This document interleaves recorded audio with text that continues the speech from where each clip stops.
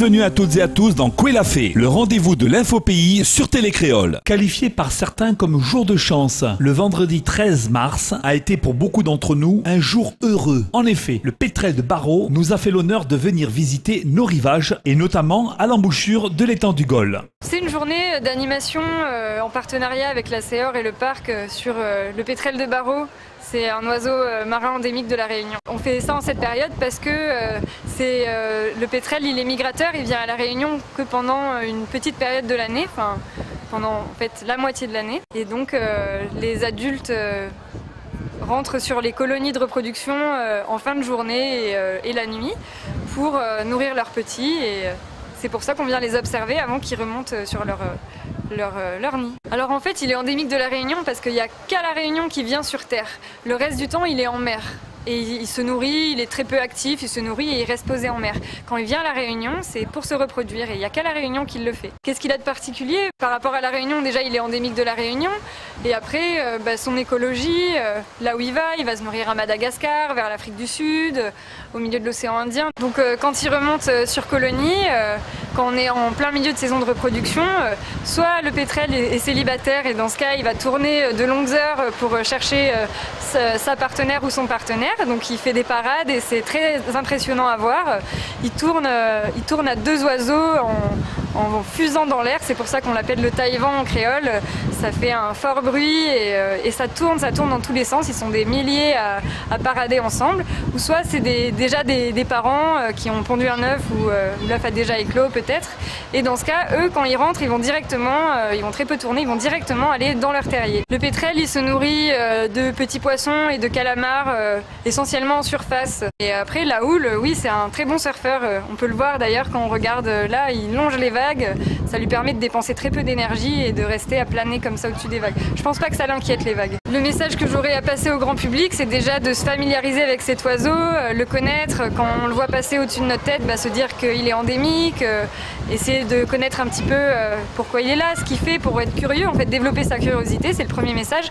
Et après, s'ils veulent participer à la protection de l'espèce, justement en avril, c'est là qu'il va y avoir beaucoup d'échouages des jeunes pétrels qui s'envolent en avril pour justement regagner le large pendant plusieurs années avant de revenir se reproduire. Donc il va y avoir beaucoup d'échouages dus aux éclairages publics. Les jeunes pétrels, il y a 5% à peu près qui vont être attirés par les éclairages publics. Ils vont avoir tendance à s'échouer en ville, dans les rues, au pied des lampadaires, sur les stades. Et on peut, si c'est pris à temps, les récupérer et les sauver. Il y en a plus de 400 qui s'échouent par an. La CEOR, c'est vraiment le pilier dans le réseau de sauvetage du pétrel à La Réunion. C'est par eux que vont transiter tous les pétrels qui vont être récupérés. Ils vont atterrir au centre de soins à la CEOR et là, ils vont être hydratés. On va leur donner à manger si c'est nécessaire.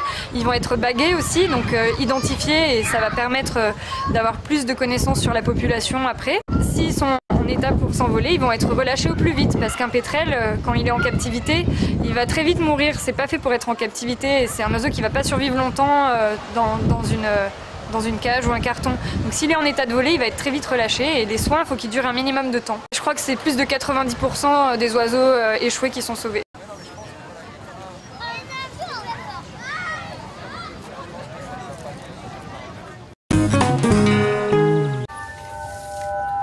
Je n'ai ni faim ni soif.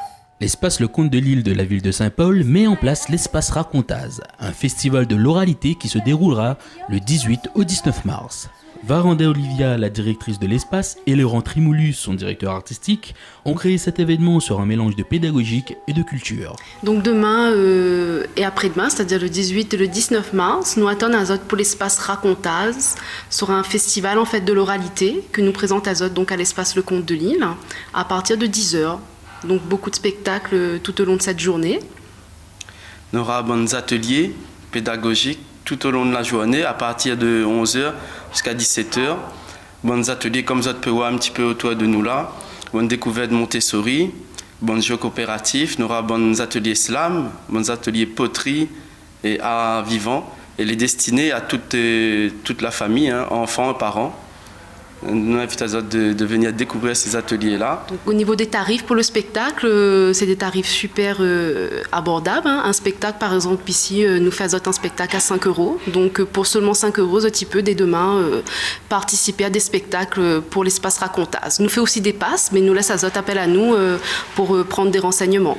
Marie-Femme du groupe Rayonneurs et Neuneuses ont mis en place une pièce contée qui raconte un moment important de sa vie. Alors l'histoire, je l'ai écrite il y a quelques temps sur une expérience que j'ai vécue, donc on va appeler ça une expérience de mort imminente. Mon cœur s'est arrêté en fait, arrêt cardiaque, j'avais plus de potassium et mon cœur il s'est arrêté et pendant la période où on m'a réanimé, une période qui est très courte, j'ai vécu plus que des ressentis, des évidences. Et je décris dans ce texte toutes les étapes par lesquelles je suis passée. Mais moi, je voulais juste partager ça, non pas pour parler de la mort, mais pour donner envie de vivre sa vie pleinement. Tipol dans la forêt est un autre conte qui se base sur les contes traditionnels réunionnaises et raconte l'histoire d'un jeune mafaté dont la vie va basculer. Osofa Mohamed nous raconte cela. Demain, l'espace est ouvert la porte à toute bonne raconteur et aussi toute bonne famille, bonne maman et tout, peut nous garder pour nous voyage exode. Donc à nous-mêmes, ça présente un conte et appelle Tipol dans la forêt. À lui-même, il va bouger dans la forêt et à un moment donné, il s'appelle d'aller là-dedans. Alors pour mieux connaître et pour mieux découvrir, viens voir à nous demain, matin 10 h, ok, et aussi demain soir à 18 h. Viens en famille, avec tonton, la famille, les amis, ma tante, tout vient nous là pour accueillir nous va ouvrir notre porte pour eux. Raconter une histoire reste simple, mais avec un décor qui bouge, ça devient magique. Jean-Pierre et Derf vous racontent l'histoire magique de Sommet Paradis. C'est l'histoire d'une petite fille qui va à la recherche d'un chanson que son papa a chanté et qu'il n'y avait pas connaissance et du coup, ça va voyager pour trouver ses connaissances de cette chanson-là. Et avec moi, mon camarade Derf. Bonjour. Derf qui lui-même va présenter. Mais pendant que Jean-Pierre lui fait son bonne chanson, son bon conte, le décor il va apparaître derrière et me dit pas trop le mystère, mais c'est moi qui occupe de faire apparaître tout le décor magique dans le dos Jean-Pierre. Voilà, c'est un spectacle conte, musique, couleur. Donc ça englobe toutes les trois, musique, peinture et conte, plus chant. L'espace Racontaz sera ouvert pour tout public dès mercredi à partir de 10 h. Le samedi 14 mars, au Colosse de Saint-André, a eu lieu un cabaret pour les sinistrés de Madagascar suite à des inondations qui a eu lieu récemment. Monsieur Gismi Moutien, le président de l'association Parc Colosse, et Monsieur Panarive, le coordinateur artistique de la manifestation, nous expliquent cela. Mais nous déjà, c'était plus une question d'actualité. Et comme mon ami, ça fait qu'on parle toujours de l'océan Indien. Et c'est là qu'on a eu l'idée de faire quelque chose pour Madagascar. Et aujourd'hui, on a dit comme ça, bon ben, vaut mieux le faire sur le parc du Colosse. Il peut bien accueillir et c'est comme ça qu'aujourd'hui l'idée a grandi et nous sommes là aujourd'hui. Il y a un drame qui se déroule à Madagascar en ce moment, une catastrophe naturelle, une succession de cyclones. Entre les cyclones, les pluies ne se sont pas arrêtées, donc il y a des inondations.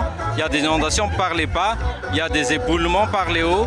Les gens sont totalement désœuvrés. Il y a des milliers d'hectares de rizières qui sont détruites. Donc on a voulu mettre en place cette action pour venir en aide à ces personnes qui sont sinistrées aujourd'hui à Madagascar. Et c'est un geste de solidarité.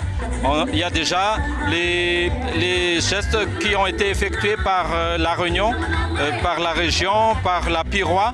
Mais nous aurions voulu amplifier cette action pour qu'elle ait une ampleur proportionnelle à ce qui se passe. Et puis, c'est surtout par geste de solidarité aussi envers nos compatriotes de Madagascar. Des artistes comme l'Indigo étaient présents pour donner leur force à cet événement de solidarité. Comment est la Réunion, comment est Madagascar, comment est l'océan Indien. Et aujourd'hui, l'Indigo fait la solidarité. Mon pays, la balle dans le besoin aussi, sinistré par tout de l'eau. Voilà, on a nous donné un concert, donné un peu d'énergie, mais j'espère que le son de Troulé va jusqu'à là-bas, sur la grande terre. Et puis, capter les créoles, on y soutient nous pour le moment. Solidarité, pour vous. Avec un public motivé et des bénévoles déterminés, Diatika Maloya, un groupe de Saint-Benoît et de Saint-André, a mis le feu sur le podium du Colosse. Comment est la réunion? Diatika Maloya, ça, aujourd'hui nous sommes là, nous tiens bon ensemble, nous là, nous les solidaires, pour de monde, même si les autres de l'autre côté de la mer, il faut nous les solidaires, il faut nous mettre ensemble et nous les là pour ça en fin de compte, même si n'a pas grand chose, n'a pas l'argent, mais local est là en fin de compte, nous tiens bon ensemble.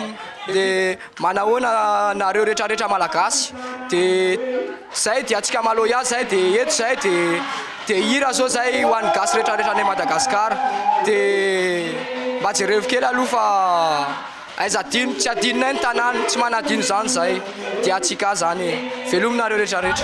À cause de la fermeture de la route du littoral, la plupart des gens de l'ouest et du sud n'ont pas pu assister à cet événement. Mais les associations comme Assomassir sont toujours là pour accueillir vos dons pour les sinistrés de Madagascar. Sous l'égide des associations sociales et médico-sociales telles que l'AFL, la PAGE, l'ASFA, la FPF, l'IRSAM et les apprentis d'Auteuil, l'exposition itinérante « Quand le corps se met à nu » se tenait à la médiathèque de Piton-Saint-Leu jusqu'au 4 mars dernier. C'est une exposition inter-associative des associations du secteur de la santé, médico-sociale et sociale, principalement personnes handicapées, enfants, adultes, personnes âgées, personnes en difficulté sociale. En fait, on a mis en place une commission qui regroupe tous ces établissements, toutes ces associations et on réfléchit en commun pour trouver des thèmes pour les expositions, mais aussi pour développer la création artistique. Sur l'exposition qui est à Piton-Saint-Leu, on a 11 établissements qui exposent. On a des établissements qui accueillent des enfants, des adultes handicapés, des personnes âgées, des personnes en difficulté sociale. Ces œuvres sont réalisées par les résidents d'établissements, par des artistes. D'ailleurs, la majorité des établissements ont des ateliers de création artistique depuis plusieurs années.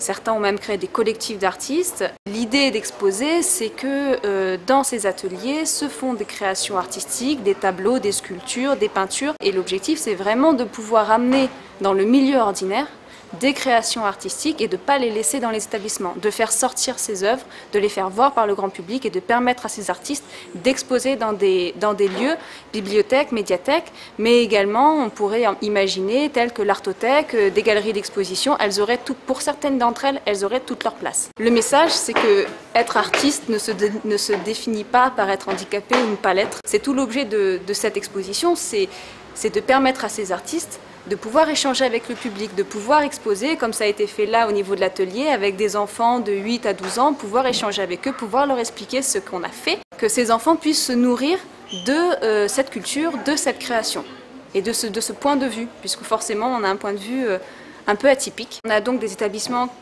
enfants, adultes, personnes âgées, donc on essaie d'avoir des thématiques qui puissent être traitées par l'ensemble des établissements, qui puisse être abordé par l'ensemble des artistes, qui puissent se saisir de cette question sur le corps se met à nu. Il y avait évidemment toute la question du corps, de la perception du corps, de la perception qu'ils ont de leur corps, de la perception aussi pour ceux qui sont dans l'âge de la sexualité. Donc voilà, on essaye d'avoir toujours des thèmes ou des techniques qui puissent les faire avancer dans leur démarche artistique.